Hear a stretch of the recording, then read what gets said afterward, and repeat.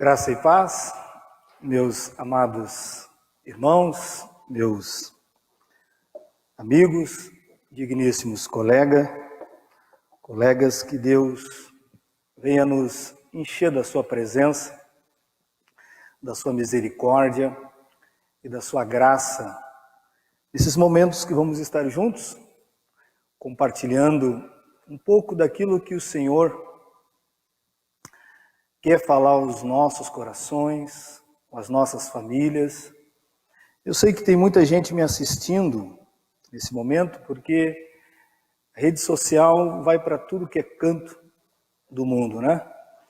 Que certamente esta palavra de hoje vai tocar fundo no seu coração, como tocou no meu, e eu digo isso com toda certeza, que se você ficar atento, que vai ser falado hoje, pode te levar às alturas, para lugares muito, mas muito longínquos. Mas o contrário também é verdade. Se você não levar a sério o que vai ser falado hoje, você pode estar no nível mais alto da vida e pode cair um tombo de repente. Então, esta palavra que o Senhor aqui tem para nós nessa noite. Mas antes disso, queridos, nós queremos dar alguns avisos, falar para os irmãos que é bem provável, é quase certo, que semana que vem nós teremos a nossa Santa Ceia, irmãos. Se ela não for acontecer na totalidade no templo, é bem provável que os presbíteros vão se revezar, vão se reunir em alguma casa ou em várias casas, e eles vão então fazer essa Santa Ceia, alguns irmãos no templo e outros nas casas, né? Então, é bem provável que semana que vem nós teremos a nossa ceia do Senhor. E voltaremos então às nossas atividades. Vai ter o pronunciamento do nosso governador, ele deve falar alguma coisa nessa direção. Algumas cidades já voltaram às atividades normais, com algumas restrições, e acreditamos que Porto Alegre também vai passar, vai ter esse decreto, essa informação para todos nós. Então, meus amados irmãos, nós estamos aqui testando agora um novo método de gravação, tanto de som como de imagem, e a tendência nossa é queremos melhorar cada vez mais, irmãos. Então, se ficar bom hoje, certamente semana que vem ficará melhor, e assim nós vamos fazer e buscar nos aperfeiçoar a cada dia. Eu quero convidar você que está me assistindo e os irmãos que estão aqui no templo. Os irmãos já perceberam que tem gente aqui no templo que não aguentava mais ficar em casa, irmãos. Alguns irmãos, eles estavam com tanta saudade que não aguentaram e vieram aqui. É um grupo pequeno, né? Nossa irmã Mauri, que vocês viram orando, né? Tem a nossa irmã Veridiana, que está aqui também, a sua filhinha. O Márcio, a Sheila e a equipe do Louvor, e a minha esposa e a Ana Cristina, que elas estão sempre presentes, querendo ou não, gostando ou não, elas se fazem presentes, né? Esse é o fardo delas, é o jugo delas, a gente tem que estar sempre com o pastor aonde ele vai, né? E então esse é o nosso grupo aqui no templo. Eu vou pedir para um irmão pegar aqui o microfone, para não causar um acidente aqui, e ele acabar caindo aqui, queridos. Então vamos abrir as nossas Bíblias, meus amados, lá no Antigo Testamento, o livro do profeta Daniel. O livro do profeta Daniel, o capítulo 4, livro do profeta Daniel, capítulo 4.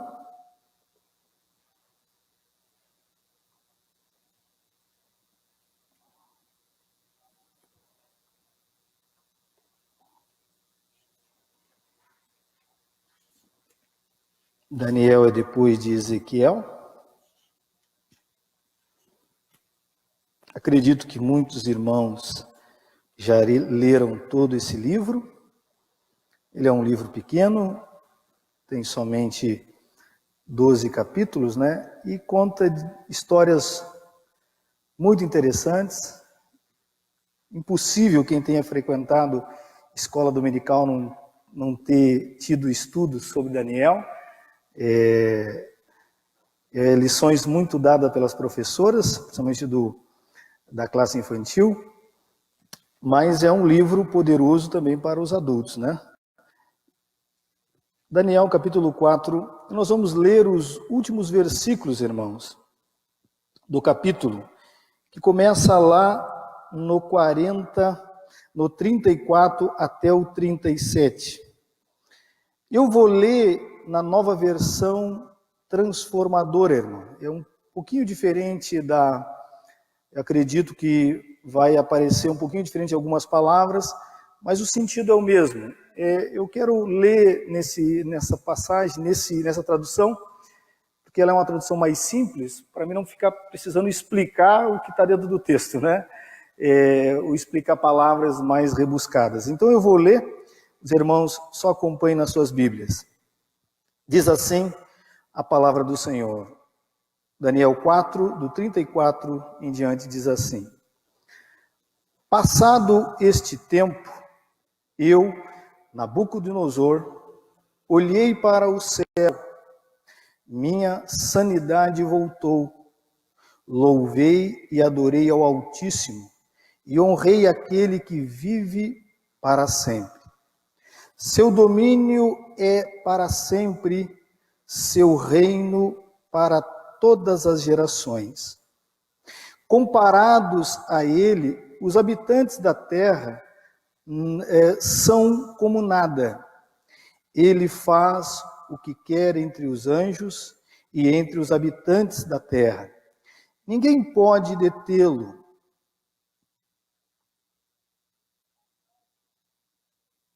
Ninguém pode detê-lo, nem lhe dizer por que fazes essas coisas. Quando minha sanidade voltou, também recuperei minha honra e majestade de meu reino. Meus conselheiros e nobres me procuraram e fui restaurado ao meu reino, com muito mais honra que antes. Agora eu, Nabucodonosor, louvo, glorifico e honro ao Rei dos céus. Todos os seus atos são justos e verdadeiros, e ele tem poder para humilhar os orgulhosos. Vamos ter um momento de oração, queridos? Feche os seus olhos e vamos orar ao nosso Deus.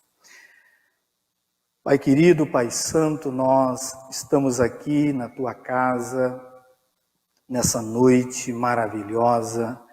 Graças te damos por essa oportunidade, por esse privilégio de cantar louvores, de exaltar o teu nome, porque o Senhor é santo, o Senhor é magnífico, o Senhor não precisa de nada e nem de ninguém, mas mesmo assim o Senhor reparte conosco, com todos nós, a grandeza que há no teu nome, para que possamos, ó Deus, olhar para o Senhor Jesus Cristo e nos espelharmos nele, sermos pessoas melhores a cada dia. Ó Deus, nós sabemos, meu Pai, que o mundo estaria num caos total se não tivesse a tua igreja atuante, se não tivesse, Deus, o teu Espírito no nosso meio, se não tivesse as palavras do Senhor Jesus Cristo para nos guiar em direção a toda a verdade. Meu Deus, que nessa noite o Senhor fale ao coração daquele meu irmão, daquela minha irmã, daquele meu amigo, meu colega, aquele que está perto, aquele que está distante, aquele que, ó Deus, um dia já trilhou os teus caminhos e hoje está afastado. Meu Pai, em nome de Jesus, quebra todas as cadeias, as correntes, algemas que estão prendendo essa pessoa na imundícia do pecado. Deus, numa vida, ó Deus, profana, mentirosa, enganosa, adúltera, totalmente perversa.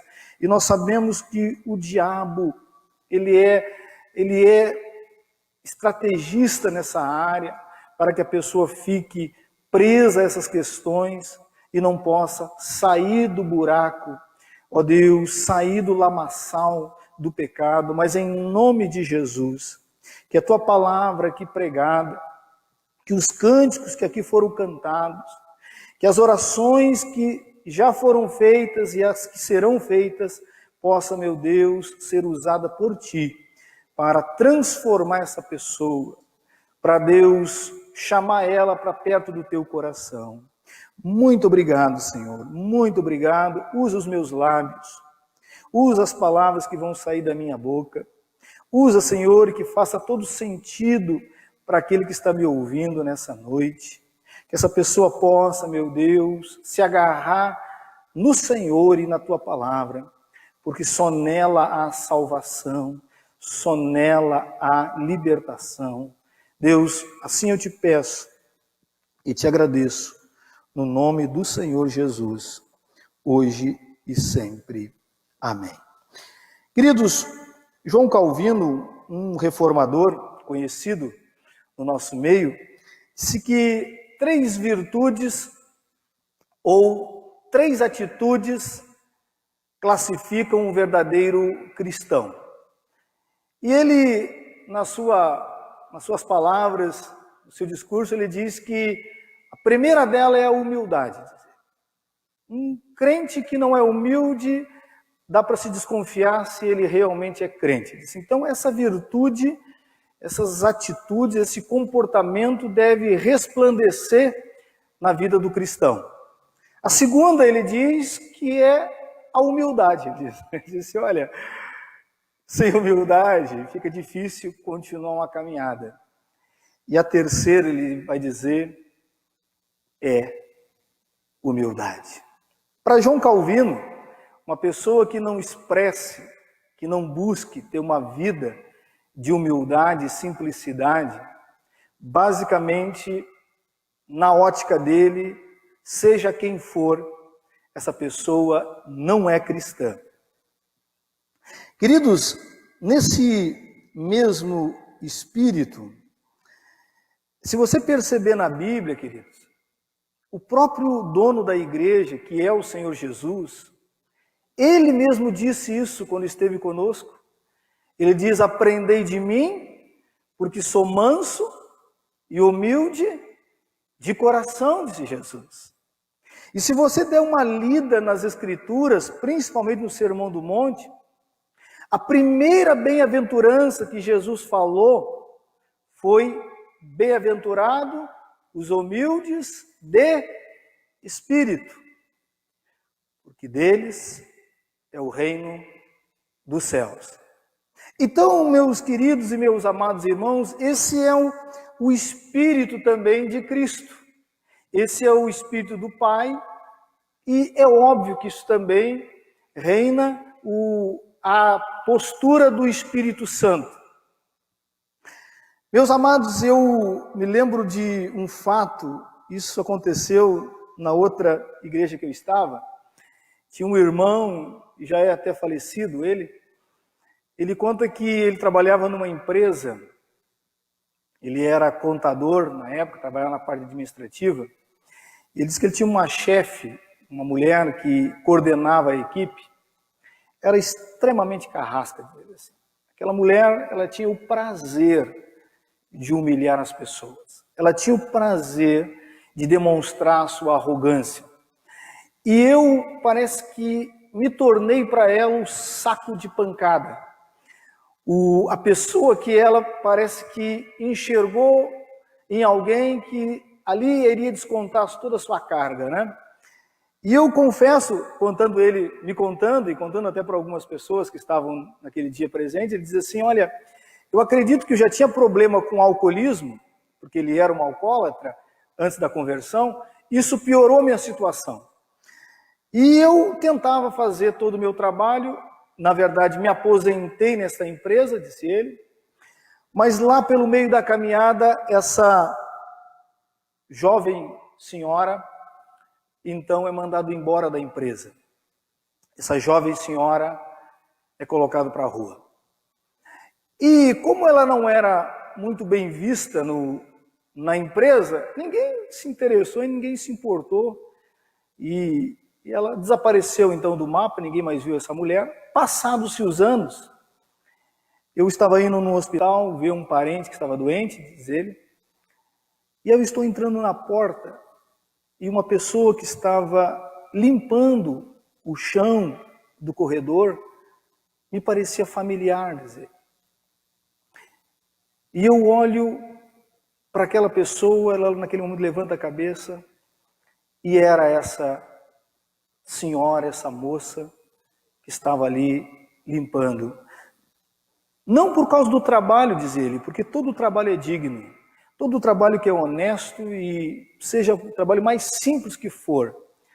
Mas para aquela mulher que sempre esteve numa situação de liderar, de arrogância, aquilo era uma humilhação muito grande.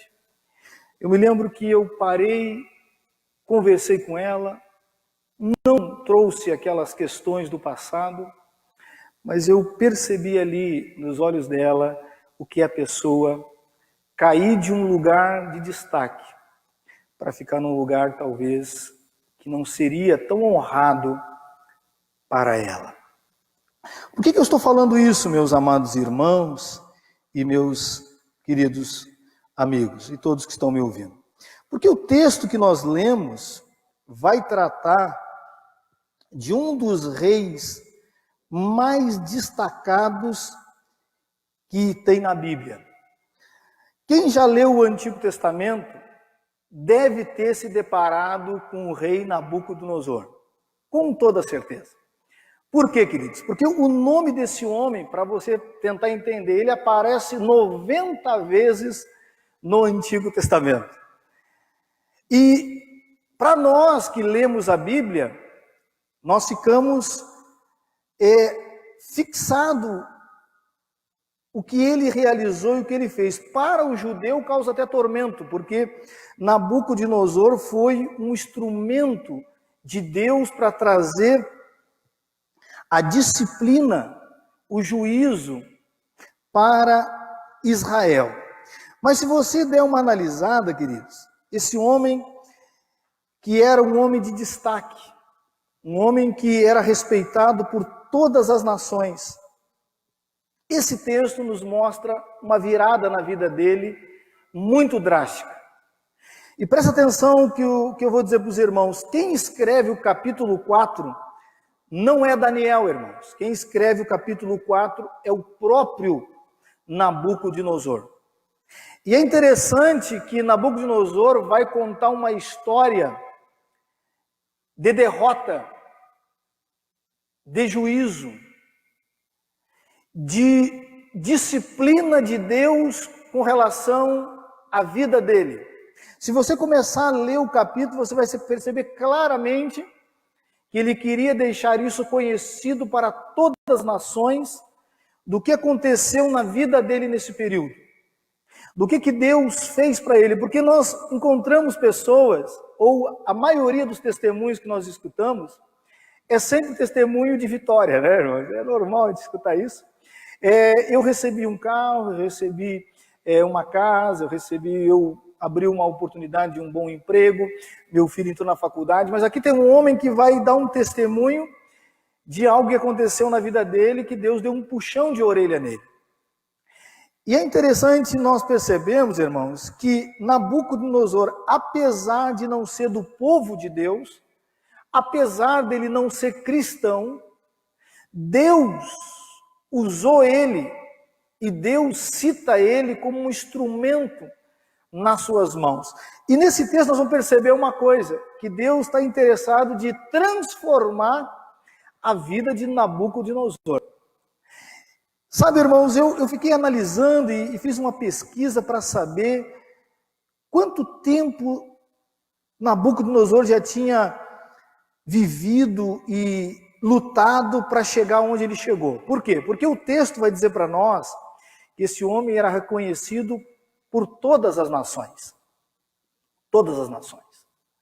Para você tentar entender, nesse texto que nós estamos lendo aqui, queridos, Nabucodonosor tinha enfrentado em batalha com seu exército no seu reino 45 anos. Então não é uma pessoa que começou ontem, não é uma pessoa que não tem uma história. Ele era um homem de batalha, um homem que conquistou tudo que conquistou e já tinha se passado 45 anos. Irmãos, se você der uma analisada, quem conhece um pouco Daniel vai perceber que Daniel, até o capítulo 6, ele é o homem que revela sonhos. Do capítulo 6 em diante, muda a história. O Daniel que interpreta sonhos vai receber visões de Deus. E aí, como ele é ele mesmo que foi usado por Deus para interpretar, isso não acontecia. Então ele buscava Deus em oração para saber o significado. E se você analisar, o capítulo 2, existe um sonho de Nabucodonosor. E do capítulo 2 ao capítulo 4, passaram-se 30 anos. Para você tentar entender, porque a gente lê os capítulos e acha que parece que é a semana que vem, ou no próximo mês, ou próximo ano. Passaram-se 30 anos. E agora, o que está no capítulo 4 aqui, queridos? Eu vou dar uma breve, contar para os irmãos aqui, o breve relato do que está acontecendo no capítulo 4, para nós irmos direto naquilo que o Senhor quer falar para nós, e ao seu coração e ao meu coração essa noite. Nabucodonosor, então, tinha conquistado praticamente todas as nações à sua volta. O texto diz, ele mesmo vai dizer que ele estava tranquilo e em paz. E diz o texto que ele recebe, então, um sonho de Deus. O sonho é de Deus.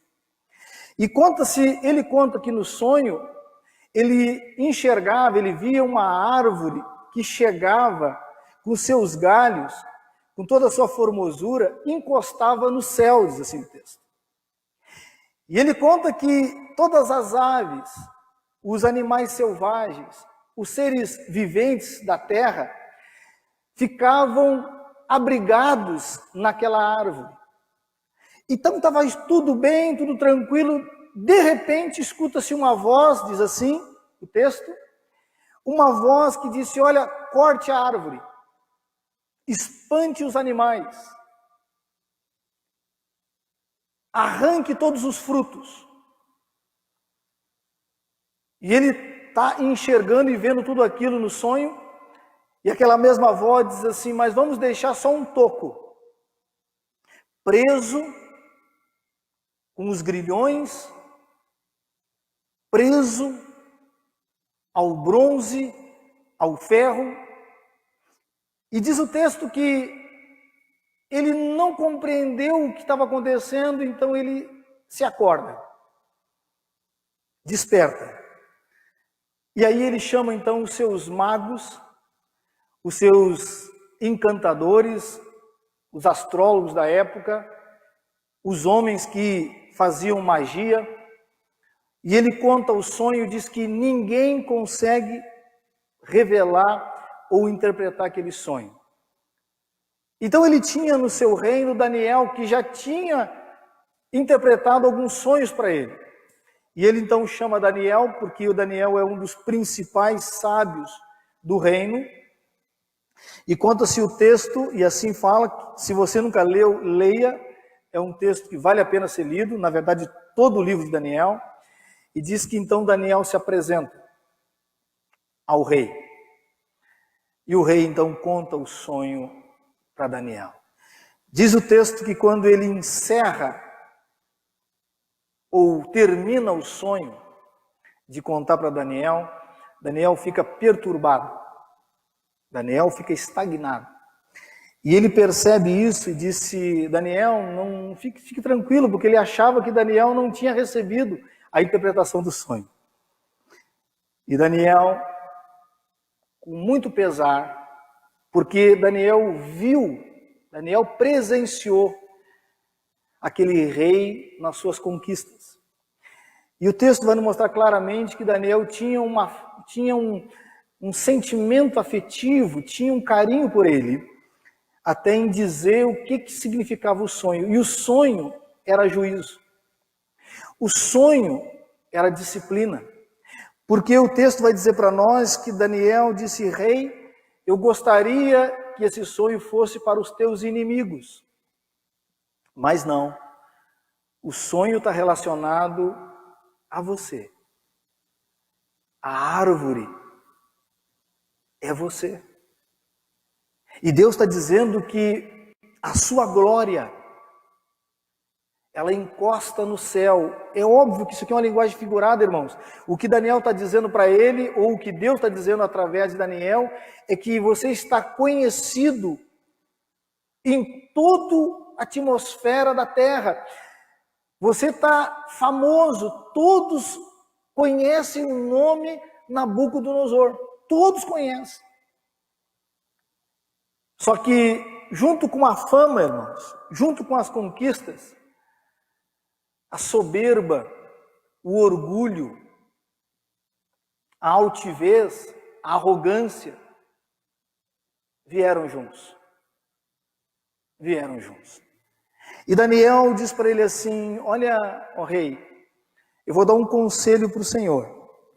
Eu vou dar um conselho para o Senhor.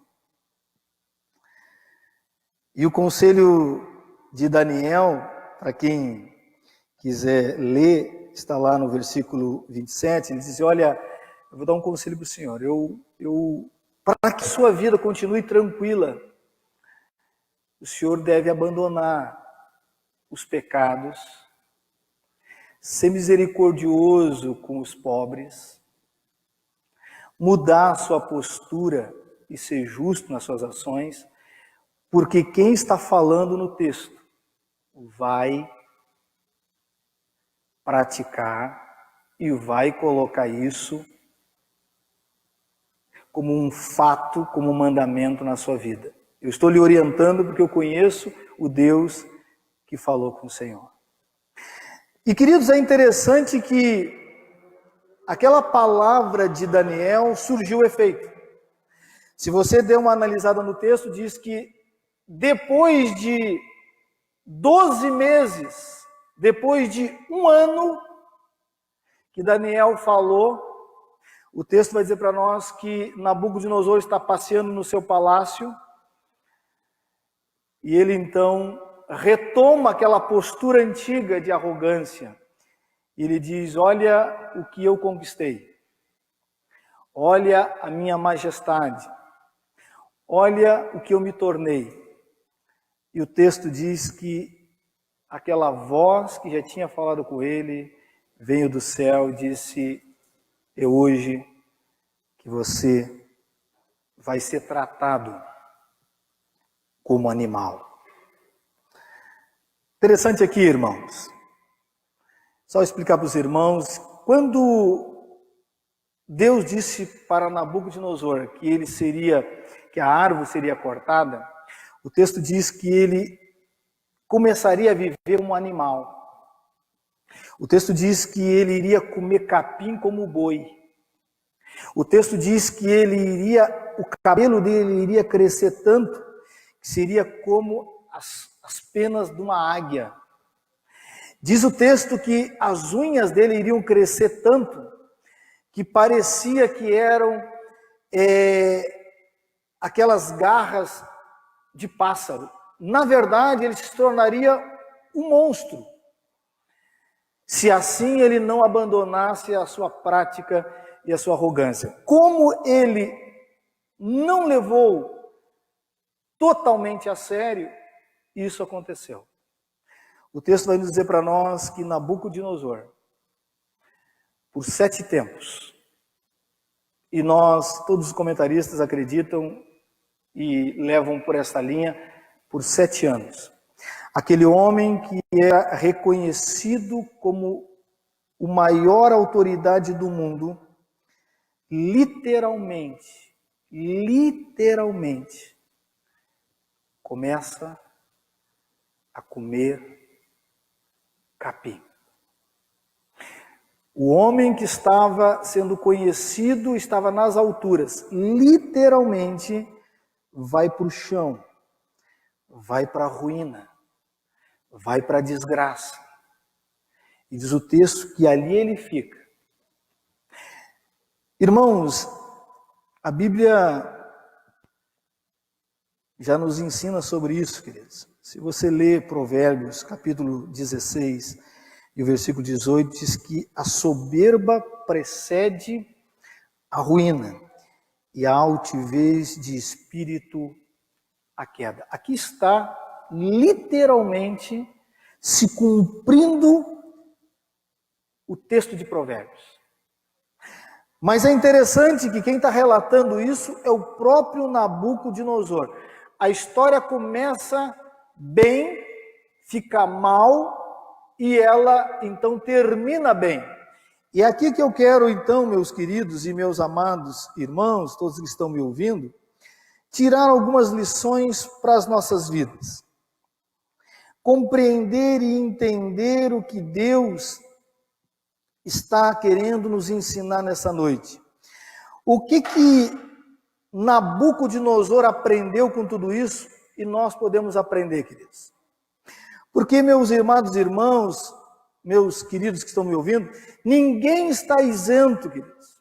Ninguém está isento, ninguém está livre de um dado momento permitir que o seu coração comece a se exaltar, comece a permitir que a soberba domine a sua vida. Ninguém está isento, queridos. E eu vou dizer uma coisa para os irmãos, o que eu acho mais triste, não são pessoas que têm alguma coisa e são arrogantes, porque tem muita gente que tem nome na sociedade, que conquistou alguns bens, e aí tem motivos. Mas o que é mais triste é quando você encontra pessoas que não têm nada. Pessoas que são limitadas em todos os aspectos.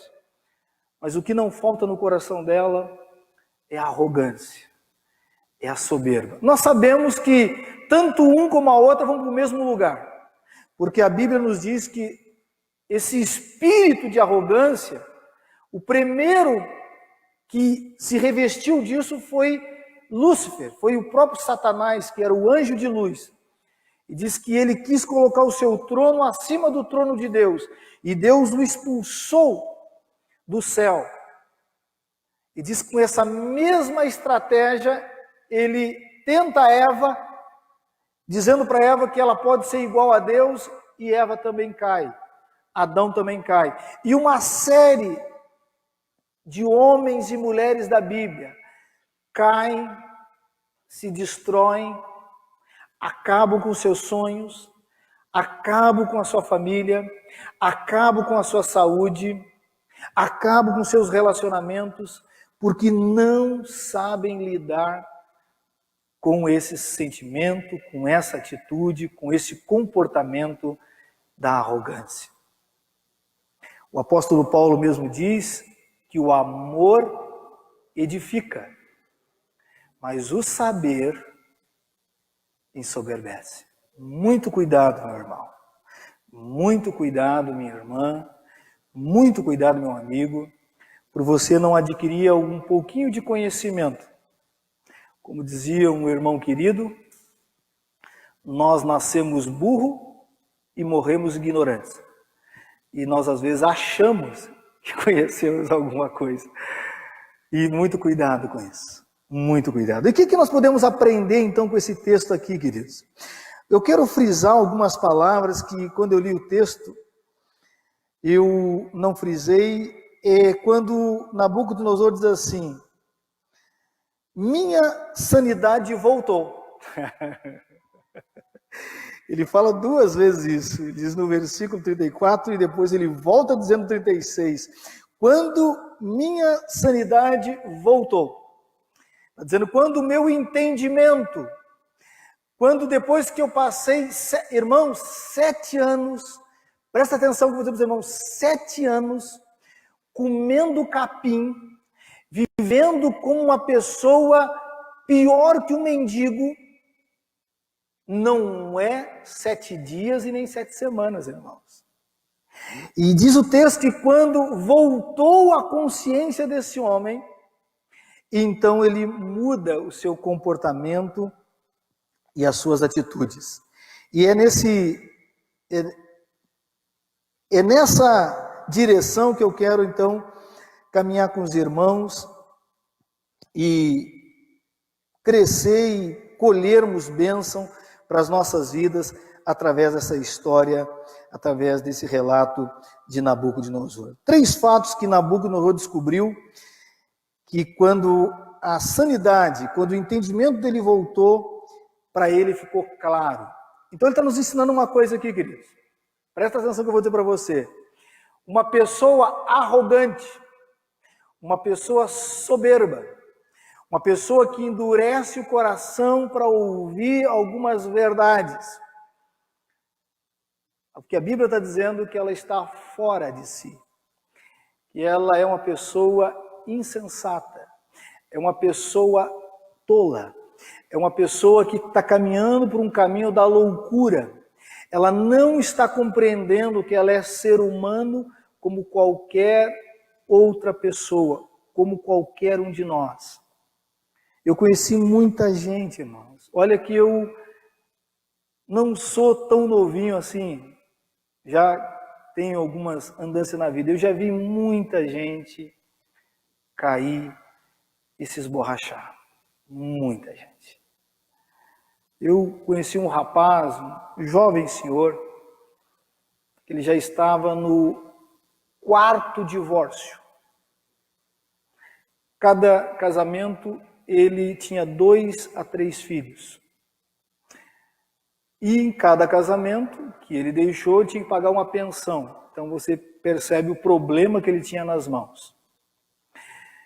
Eu conversando com ele, tentando entender essa problemática, porque ele veio conversar comigo sobre o assunto, e eu percebi que ele não dava ouvidos, não escutava ninguém. E eu disse para ele assim, meu querido, eu acho que você tem que ser um pouco mais humilde. Ele olhou para mim com um olhar de raiva, até com desprezo. Ele disse assim, mas João, mais humilde que eu já sou é impossível. Ele dizia. Aí eu percebi que não tinha o que eu falasse para ele, queria dar solução para a vida dele. Só faltou ele me dizer que seu maior defeito era a humildade. E eu fiquei sabendo que ele já estava namorando já por aí, e certamente já deve estar no 4º, ou no 5º, ou já no 6º casamento. Queridos, então o que nós podemos aprender com Nabucodonosor aqui, quando ele então retoma o entendimento, quando ele compreende que a caminhada dele tem que ser uma caminhada de humildade. Presta atenção que eu vou dizer para os irmãos, se Deus falou que ele tinha que mudar, é porque antes desse fato existia justiça no reino dele, existia ordem, ele era misericordioso. Então, em dado momento, quando tudo estava bem, ele se perdeu naquela caminhada. E aí Deus queria e quer que ele retorne. E diz o texto que quando ele mesmo, as palavras dele, quando ele então volta à sanidade na mente e no coração dele, primeira coisa que ele compreende, irmãos, e é aqui que eu quero, esse primeiro ponto, trabalhar com os irmãos, ele compreendeu que Deus é soberano. E aqui é que mata o orgulhoso. Por quê? Se você dá uma lida, vamos começar aqui no texto para você ver. 34 ele diz assim, olha só. Diz, 34 a parte B. Seu domínio é para sempre. Seu reino por todas as gerações. O 35 só fala da soberania de Deus. Comparados a ele, os habitantes da terra são como nada.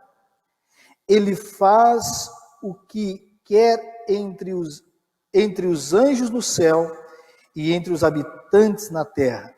Ninguém pode detê-lo, nem lhe dizer, por que fazes estas coisas? Meu querido e meu amado irmão, Meu amado irmão, uma das coisas que nós queremos, e Nabucodonosor queria, era ter controle da sua vida. É achar que ele podia fazer alguma coisa ou ser alguém fora da soberania e do poder de Deus. Irmãos, todos nós reformados, e aqui todos que estão me ouvindo sabem o que eu estou falando, toda a nossa doutrina, toda ela, está sobre um pilar só. Um pilar. Quem conhece um pouco de reforma sabe o que eu vou falar. Se tirar o pilar da soberania de Deus, não sobra nada de toda a teologia reformada, porque toda ela está sobre esse pilar.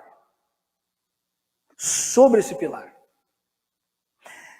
Por que nós cremos e doutrinariamente defendemos isso? Porque de Gênesis, Apocalipse, o que a Bíblia mais fala é do Deus Todo-Poderoso. É do Deus que faz, é do Deus que muda, é do Deus que dá autoridade. E o próprio sonho de Nabucodonosor dizia isso, que Deus exalta quem Ele quer e humilha quem Ele quer.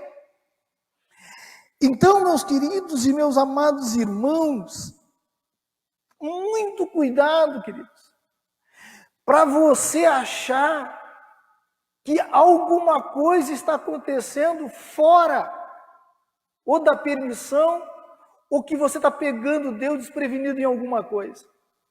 Nabucodonosor, quando ele voltou ao entendimento, ele compreendeu claramente isso, e ele transformou isso em decreto para todas as nações, que ninguém é como o Deus de Daniel, Todo-Poderoso. Ninguém consegue dar ordem para ele. Meus queridos, nós podemos trazer aqui à nossa memória as palavras do Senhor Jesus. Diz que Mateus 28 e 18 vai dizer que Jesus fala isso, né? Toda autoridade foi me dada no céu e na terra. No céu e na terra. Por que nós, queridos, entregamos, ou melhor dizendo, toda a nossa vida fica aos pés do Senhor Jesus? Porque algumas pessoas ficam até meio constrangidas ou chateadas. Por que tanto nós falamos de Jesus? É que, na verdade, Nabucodonosor, nada mais e nada menos, estava e está falando do próprio Cristo. Nós cremos que quando falamos com o Pai, nós também estamos nos referindo ao Filho e ao Espírito Santo.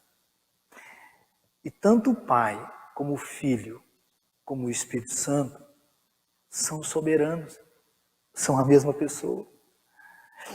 Então, meu querido, meu amado irmão, muito cuidado para você ou eu acharmos que eu estou vivendo uma situação que parece que Deus está fazendo vista grossa. Deus não está percebendo. Deus não está vendo. Deus é Senhor soberano sobre todas as coisas. Paulo diz isso, né?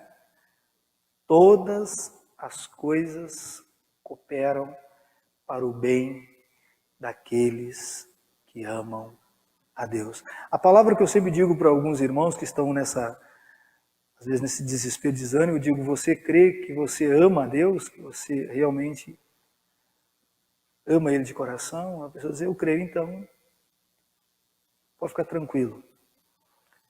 Deus é soberano para transformar toda essa desgraça em bênção na sua vida. Nabucodonosor entendeu isso, queridos.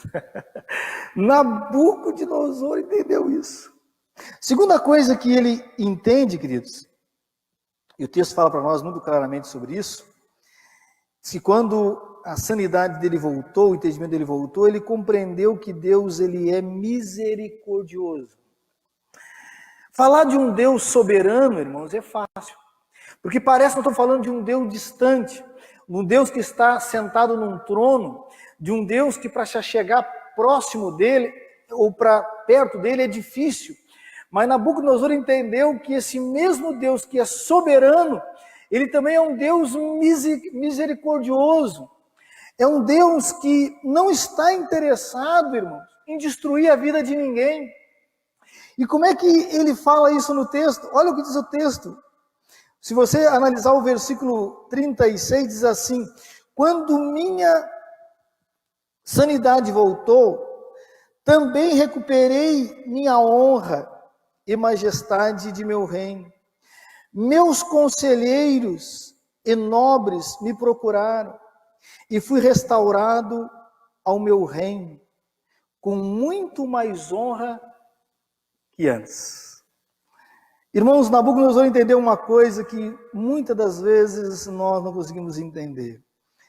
Deus não fica, irmãos, planejando a destruição de ninguém. Muito pelo contrário, a Bíblia diz que Deus não tem prazer nem no sofrimento do perverso. Deus só queria que Nabucodonosor entendesse, que ele descesse um pouquinho, que ele caísse na realidade. Deus não queria tirar nada dele. Muito pelo contrário, diz a Bíblia que Deus deu maior honra. Ele compreendeu que o afastamento, ou as pessoas que estavam em volta dele, era puramente graça e misericórdia de Deus. Porque quando Deus tirou a mão daquilo que ele tinha, os seus amigos, os seus nobres, as autoridades que tanto davam elogio para ele, desapareceram, sumiram. E aí o texto diz para nós que ele compreendeu que quando a mente dele entendeu que tudo é graça e misericórdia de Deus, Deus o devolveu. O reino, a honra, os amigos, os nobres, e diz que ele percebeu que ele ficou melhor quando saiu daquela situação. Então presta atenção, vou dizer para você, meu querido e meu amado irmão. Muitas das vezes estamos passando por dissabores. Não é obra do diabo, não é circunstâncias da vida, é porque a arrogância está dominando o meu coração.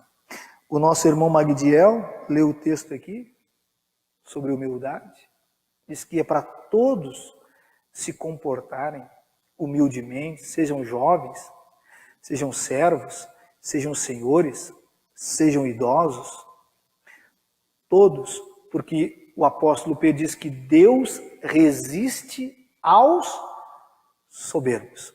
Presta atenção, meus irmãos. Quem vive na arrogância, está sobre ele o espírito do diabo. Do diabo. E quem anda e busca caminhar em humildade, se aposta sobre ele, conduz a sua vida, o Espírito de Cristo. Nabucodonosor entendeu. Nabucodonosor entendeu. O próprio Senhor Jesus disse isso, né? Aquele que a si mesmo se exalta será humilhado. Mas quem a si mesmo se humilha será exaltado. Nabucodonosor entendeu e Deus o colocou no lugar de maior destaque e maior honra. Mas ele compreendeu isso. Ele entendeu isso. Que Deus é misericordioso. Que Deus é bondoso. Que Deus... Eu já relatei para os irmãos que eu já tive um trabalho no presídio. Eu me lembro que uma certa vez eu conheci um rapaz e depois de uma mensagem que eu tinha pregado, ele me abraçou chorando. Não esqueço o nome dele até hoje, o nome dele era Ronaldo. E ele me abraçou e disse: pastor, eu já tive viajando, eu já fui evangelista internacional. Ele me contou os países que ele tinha ido. Bem provável que em alguns lugares eu talvez nunca vou ir. E eu vim parar num presídio. Perdi minha família. Não tinha praticamente, ou os poucos que tinham estavam todo podre, que eram os dentes. Uma roupa esfarrapada. E ele disse assim: pastor, hoje eu entendi uma coisa. Que eu perguntava para Deus todo o tempo que eu estava aqui. E hoje na mensagem eu entendi, pastor. Eu não escutava mais ninguém. E o diabo usou isso para me colocar onde ele me colocou hoje. Ele me fez um pedido para chamar todas as pessoas, a esposa, filhos, até o seu pastor, que eles viessem lá no presídio, que ele queria pedir perdão para todos eles. Eu não sei o que aconteceu com a vida do Ronaldo, não sei se ele saiu da cadeia, se morreu na cadeia, porque tomei um outro rumo na vida, mas ele compreendeu uma coisa, que praticamente Nabucodonosor entendeu. Queridos, amados irmãos, Deus é misericordioso, mas não com os arrogantes, não com os soberbos. Diz que ele resiste. Diz o texto que ele conhece de longe e ele abate. Então o teu maior inimigo não é o diabo. O teu maior inimigo é Deus. É Deus. E eu quero encerrar. Terceiro ponto, terceiro fato que Nabucodonosor compreende, ele descobriu quando voltou o entendimento, que ele se tornou uma pessoa sânia nas suas atitudes, é que ele percebeu e entendeu que o único digno de glória, de honra e de exaltação é Deus. Ele encerra o último versículo, ele deixa claro sobre isso. Olha o que diz o último versículo. Agora eu, isso é pessoal, irmão. Isso é pessoal. Agora eu, Nabucodonosor, louvo, glorifico e honro o Rei dos céus. Todos os seus atos são justos e verdadeiros. E ele tem poder para humilhar os orgulhosos. Ele entendeu uma coisa que basicamente, ou quase sempre nós nos perdemos, irmãos. Principalmente quem tem vida pública, né? E isso eu digo para quem é cristão, evangélico, aquele que é líder, aquele que está na direção de algum trabalho. Tudo que acontece tem que ser direcionado para uma pessoa só, para o Senhor Jesus. Porque no momento que eu começo a achar que eu mereço alguma coisa de glória, de louvor, de honra, eu praticamente estou me colocando como Deus na história. E Nabucodonosor teve que ficar comendo como um boi por 7 anos para entender isso. E meus irmãos, e tem gente que morre e não entende isso. Que o único digno de toda adoração. E aqui presta atenção que eu vou dizer para os irmãos, e por que Deus faz isso? Porque nós não sabemos lidar com isso, irmão. Ele sabe. Deus não se corrompe com adoração e elogio e glorificação. Um homem ou uma mulher recebe 3, 4 elogios, pronto. Já começa a pensar e achar que é melhor do que o outro. Palavras que Deus deu a ele e a ela, condições que Deus deu a ele e a ela, e o nosso dever é transferir essa glória para Cristo. E nós, às vezes, tomamos posse disso. E o profeta Isaías diz que Deus não divide, não reparte sua glória com ninguém. Entenda você, queridos, como Nabucodonosor entendeu. Nós somos criaturas, nós fomos criados para um objetivo, para ser louvor e glória para o Senhor e não para nós mesmos. Meu amado irmão e minha amada irmã, não caia nessa armadilha. Não caia nessa armadilha. Aqui está um exemplo para todos nós, que Deus tira uma pessoa de qualquer lugar e de maior destaque a hora que Ele quiser. Ele disse ser bondoso, Ele disse ser justo, Ele disse ser amável.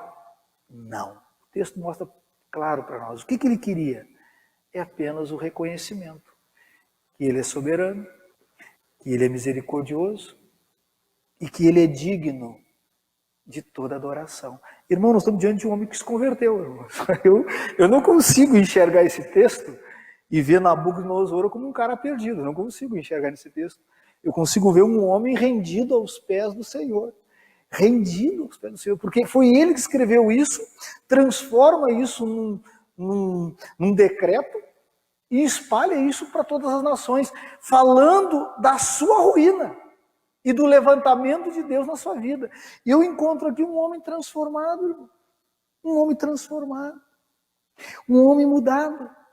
Agora, meu querido irmão e minha querida irmã, tenha uma mente sadia. Abra o seu entendimento. O caminho da soberba é ruína. O caminho da arrogância é desgraça.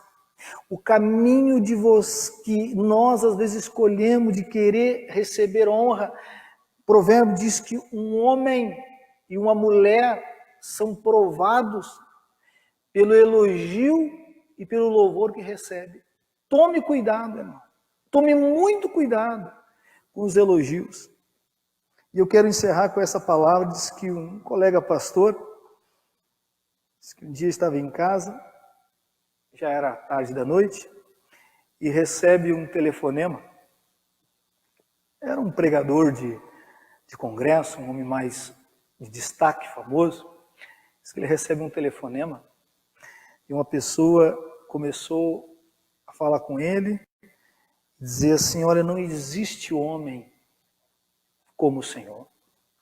Quando o Senhor abre a boca, parece que o ambiente se estremece. Quando o Senhor fala, eu chego a me arrepiar. E essa pessoa começou a dar elogios. Aí chegou uma hora que ele disse que ele tomou consciência do que estava acontecendo e disse: para um pouquinho. É voz, cala-te, isso é voz do diabo, disse ele. Isso é voz do diabo, disse ele. Isso não é voz de Deus. Que conversa é essa? Que é a minha voz, Ele disse: me desculpe, minha senhora, a senhora está equivocada. A glória e a honra que tem que receber é Deus. E eu sei quem eu sou e de onde saí. Se a senhora me conhecesse antes de eu estar aqui, é bem provável que a senhora nem pararia para me dar ouvidos. Eu sei de onde o Cristo me tirou e o que Ele fez na minha vida. Meu amado irmão, minha amada irmã, meu caríssimo amigo e colega, toma cuidado. Toma cuidado. Esse é um alerta para todos nós. Esse é um alerta para mim. Esse é um alerta para você. Deus não quer destruir a sua vida, nem a sua carreira, nem a sua família, nem a sua história, nem seus sonhos.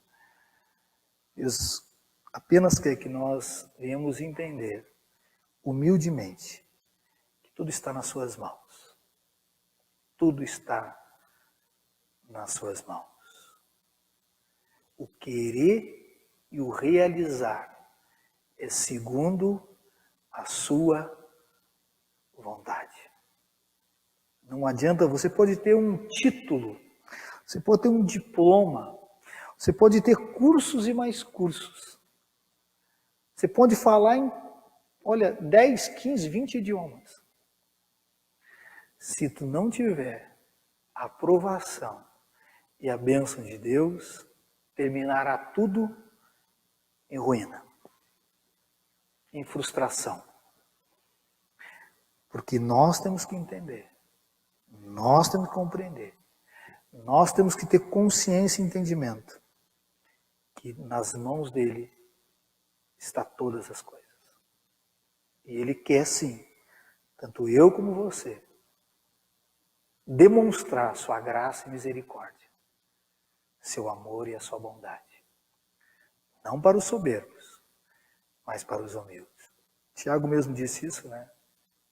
Que ele resiste ao soberbo, mas dá maior graça aos humildes. Então eu quero, nesse momento, convidar os nossos irmãos do louvor para cantar essa última canção. E logo depois nós vamos orar, queridos. Nós estamos num campo perigoso, amados. Perigoso para mim, perigoso para você. Que nós possamos sair daqui, terminar essa reunião, saímos desse ambiente espiritual entendendo que se eu quero crescer, eu tenho que diminuir diante de Deus. João Batista foi um dos homens, ou o mais reconhecido e honrado pelo Senhor Jesus. Mas ele, quando viu Jesus, disse: convém que ele cresça e eu diminua. Então, João Batista recebeu o maior elogio que um homem poderia ter recebido. Jesus disse: dos nascidos de mulher, ninguém é maior do que João Batista, que tinha um espírito de tamanha humildade.